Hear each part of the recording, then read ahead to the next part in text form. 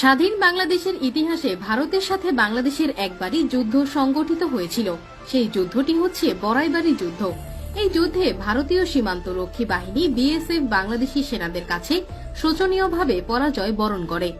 বড়াইবাড়ি যুদ্ধে ভারতের 178 জন সৈন্য নিহত হলেও বিপরীতে বাংলাদেশের বিডিআরের মাত্র 3 জন সৈন্য নিহত হয়েছেন।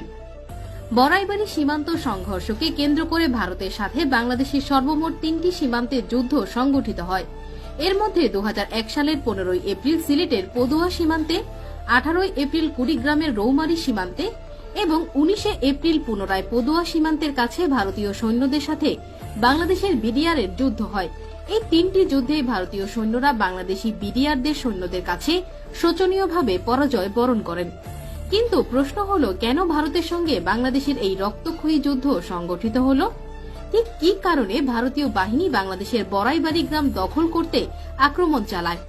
ভারতের সাথে বাংলাদেশের বড়াইবাড়ি যুদ্ধ সংগঠিত হওয়ার লম্বা একটা পটভূমি রয়েছে। 1971 সালে বাংলাদেশ স্বাধীন হওয়ার পর থেকেই ভারতীয় সীমান্তরক্ষী বাহিনী বিএসএফ বাংলাদেশ সিলেটের পাদুয়া সীমান্ত এলাকায় নানা ধরনের অবৈধ কর্মকাণ্ড চালিয়ে আসছিল। এক পর্যায়ে ভারতীয় বিএসএফ সৈন্যরা রাতের আধারে বাংলাদেশের পাদুয়া সীমান্ত দখল করে নেয় এবং সেখানে একটি অস্থায়ী সেনা ঘাঁটি নির্মাণ করে। বাংলাদেশের মাটিতে ভারতীয় সেনা ঘাঁটি স্থাপনের খবরটি গ্রামবাসীরা বিডিআরের কাছে পৌঁছে দিলে বিডিআরের সৈন্যরা ভারতের বিরুদ্ধে তেলে বেগুনে জ্বলে ওঠে। বাংলাদেশের বিডিআর সৈন্যরা যে কোনো মূল্যে বাংলাদেশের পাদুয়া সীমান্ত এলাকা ভারতের দখলমুক্ত করতে দৃঢ় সংকল্প করেন। বাংলাদেশের সার্বভৌম এলাকার ওপরে ভারতীয় বিএসএফ এর এইরকম আচরণের প্রেক্ষিতে বিডিআর জওয়ানরা ভারতের ওপর ক্ষুব্ধ হয়ে ওঠে।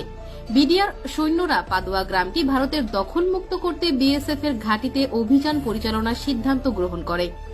এপ্রিলের 15 তারিখ গভীর রাতে বিডিআরের তৎকালীন মহাপরিচালক মেজর জেনারেল ফজলুর রহমানের নির্দেশে 400 জন বিডিআর সৈন্য পদুয়ার অভিযানে অংশগ্রহণ করে এবং বিডিআরের সৈন্যরা পাদুয়ার ভারতীয় বিএসএফ ক্যাম্প ঘেরাও করে ফেলে।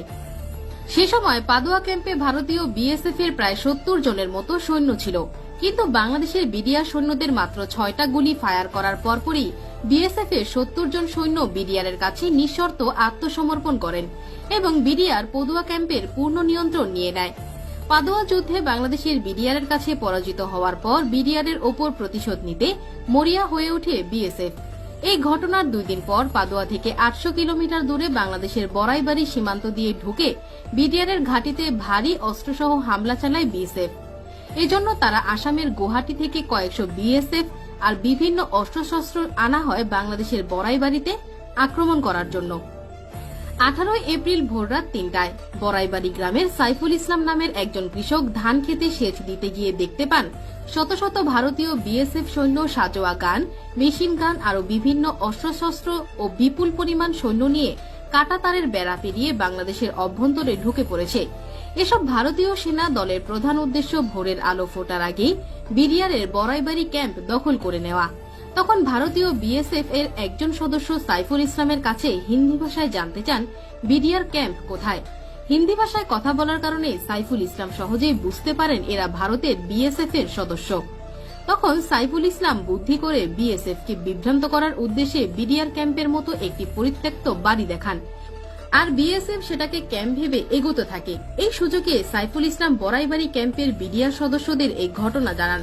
তখন বিডিআর সদস্যরা স্থানীয় গ্রামবাসীদের নিরাপদ স্থানে নিয়ে যান এবং ভারতীয় বিএসএফ সৈন্যদের মোকাবেলা করার জন্য প্রস্তুতি নিতে শুরু করেন। সাইফুল ইসলাম যখন বিডিআর ক্যাম্পে যান তখন সেই ক্যাম্পে মাত্র 8 জন বিডিআর সদস্য ছিল। অপরদিকে বাংলাদেশের ভেতরে ঢুকে পড়া ভারতীয় সেনাবাহিনী ও বিএসএফ এর সম্মিলিত সেনা সংখ্যা ছিল প্রায় 500 জনেরও বেশি। ভারতীয় সেনাদের তুলনায় বাংলাদেশের বিডিআর সৈন্য সংখ্যা অতি নগণ্য হলেও কিন্তু বিডিআরের প্রতিটি সৈন্যর মনে ছিল অসীম সাহস, আর সেই সঙ্গে দেশের প্রতিটি ইঞ্চি মাটি রক্ষা করার দৃঢ় সংকল্প। এদিকে বিএসএফ সদস্যরা সাইফুল ইসলামের দেখানো পরিত্যক্ত বাড়িটিকে বিডিআরের ক্যাম্প মনে করে বাড়ির মধ্যে এলোপাতাড়ি ফায়ারিং শুরু করে, কিন্তু পরক্ষণেই বিএসএফ সদস্যরা বাড়িটির ভেতরে গিয়ে দেখেন সেখানে কোনো বিডিআর সদস্য নেই। ভারতীয় বিএসএফ সৈন্যরা ভেবেছিল তাদের ভয়ে বাংলাদেশের বিডিআর সৈন্যরা পালিয়ে গেছে, কিন্তু এর কিছুক্ষণ পরেই ভারতীয় বিএসএফ এর সেই ভুল ভাঙতে শুরু করে। তারা বুঝতেই পারেনি বাংলার দামাল ছেলেরা কখনো পালিয়ে যাবার পাত্র নয়। বিডিআর সৈন্যদের চারদিক থেকে এলোপাতাড়ি গুলি শুরু করলে দিশেহারা হয়ে পড়ে ভারতীয় বিএসএফ সদস্যরা। বিডিআর সদস্যরা ভারতের বিশাল সৈন্যবহরের সামনে সরাসরি যুদ্ধ না গিয়ে গেরিলা যুদ্ধের কৌশল অবলম্বন করে, কারণ বিডিআর জওয়ানরা ভালো করেই জানত তাদের পক্ষে মাত্র 8 জন সৈন্য নিয়ে ভারতের 500 জন সৈন্যর বিপক্ষে লড়াই করা মোটেও সহজ কাজ নয়। এজন্য বিডিআরের এই 8 জন সৈনিক আগে থেকে গ্রামের ভিন্ন ভিন্ন অবস্থানে ফাঁদ পেতে থাকে এবং ভারতীয় সেনারা বরাবরই ক্যাম্পের দিকে অগ্রসর হওয়ার সাথে সাথেই বিডিআর সদস্যরা মেশিন গান দিয়ে গুলি ছুড়তে শুরু করে। আর এই এক একটি মেশিন গান দিয়ে 1 মিনিটে 700 গুলি ছোড়া সম্ভব। বিডিআর সদস্যরা এসব মেশিন গান দিয়ে ভিন্ন ভিন্ন লোকেশন থেকে বৃষ্টির মতো গুলি ছুড়তে শুরু করে। বিডিআর সৈন্যরা ভিন্ন ভিন্ন লোকেশন থেকে ফায়ারিং শুরু করার কারণে ভারতীয় বিএসএফ ভেবেছিল বিডিআর তাদের চারদিক থেকে ঘেরাও করে ফেলেছে এবং বিডিআরদের সৈন্য সংখ্যাও তাদের তুলনায় অনেক বেশি। কিন্তু বাস্তবে তখন বিডিআর এর মাত্র 8 জন ভারতীয় সেনাদের বিরুদ্ধে যুদ্ধ চালিয়ে যাচ্ছিল। বিডিআর এত স্বল্প সংখ্যক সৈন্য নিয়ে যুদ্ধ চালিয়ে যাচ্ছে সেটি ঘুণাক্ষরেও টের পায়নি ভারতীয় সৈন্যরা। যুদ্ধ শুরুর কিছুক্ষণ পর বিএসএফ মানসিক ভারসাম্যহীনের মতো এলোপাতাড়ি গুলিবর্ষণ শুরু করে, যার ফলে বিডিআর এর ল্যান্স নায়েক ওয়াহিদ মিয়া, সিপাহী মাহফুজ, 26 রাইফেলস ব্যাটালিয়নের সিপাহী আব্দুল কাদের নিহত হন। প্রায় 2 দিন ব্যাপী এই যুদ্ধে মাত্র 3 জন বাংলাদেশি বিডিআর সদস্য নিহত হন এবং এর বিপরীতে ভারতের 178 জন বিএসএফ সদস্য নিহত হয়। এরপর গ্রামবাসীদের কাছ থেকে খবর পেয়ে পার্শ্ববর্তী ইজলামারি ক্যাম্প থেকে আরো 6 জন বিডিআর সদস্য বড়াইবাড়ি ঘাটির বিডিআর সদস্যদের সাথে মিলে ভারতীয় বিএসএফ এর বিরুদ্ধে যুদ্ধ করে। তারপর বিডিআর এর আক্রমণকে আরো শক্তিশালী করার জন্য হানাদার বিএসএফ কে বাংলাদেশের ভূমি থেকে বিতাড়িত করার জন্য বিডিআর এর সদর দপ্তরের নির্দেশনায় রংপুর, জামালপুর, ময়মনসিংহ ও কুড়িগ্রাম থেকে অতিরিক্ত বিডিআর সদস্য বড়াইবাড়িতে পৌঁছালে ভারতীয় বিএসএফ পিছু হটতে বাধ্য হয় আর আত্মসমর্পণ করতে বাধ্য হয়। কাপুরুষ বিএসএফ সদস্যরা বিডিআর সৈন্যদের প্রবল প্রতাপের সামনে টিকতে না পেরে পালিয়ে যাওয়ার সময় বাংলাদেশি নিরীহ গ্রামবাসীর 86টি বাড়ি জ্বালিয়ে দিয়েছিল, কিন্তু বাড়িগুলোর ভেতর মানুষ বিডিআর সদস্যদের তত্ত্বাবধানে আগে নিরাপদ স্থানে চলে যাওয়ায় তাদের কোনো ক্ষতি হয়নি। যুদ্ধের 2 দিন পরে বাংলাদেশের ধানক্ষেতের ভেতরে পড়ে থাকা 16 জন বিএসএফ সৈন্যর মরদেহ ভারতের কাছে হস্তান্তর করা হয়। বাকি 158 জন সৈন্যর লাশ যুদ্ধকালীন সময়ে বিএসএফ তাদের দেশের অভ্যন্তরে নিয়ে যায়। ভারতের অভ্যন্তরীণ চাপে পড়ার আশঙ্কায় বিএসএফ বাংলাদেশের পড়ে থাকা 16 জন নিহত হওয়ার কথা স্বীকার করলেও বাকি 178 জন সৈন্য নিহত হওয়ার খবর প্রকাশই করেননি। প্রত্যক্ষদর্শীরা জানায় বিএসএফ তাদের অনেক সৈন্যর লাশ ভারতের ভেতরে টেনে নিয়ে যায়।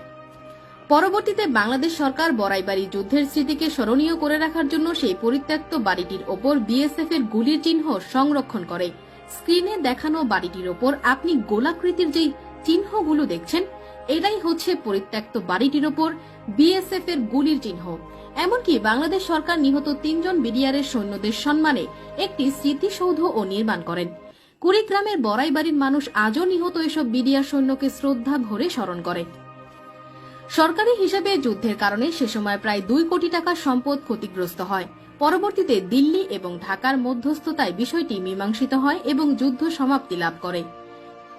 রৌমারীর ঘটনার পর মেজর জেনারেল ফজলুর রহমানকে বিডিআর এর প্রধানের পদ থেকে সরিয়ে সেনাবাহিনীতে ফেরত আনা হয়।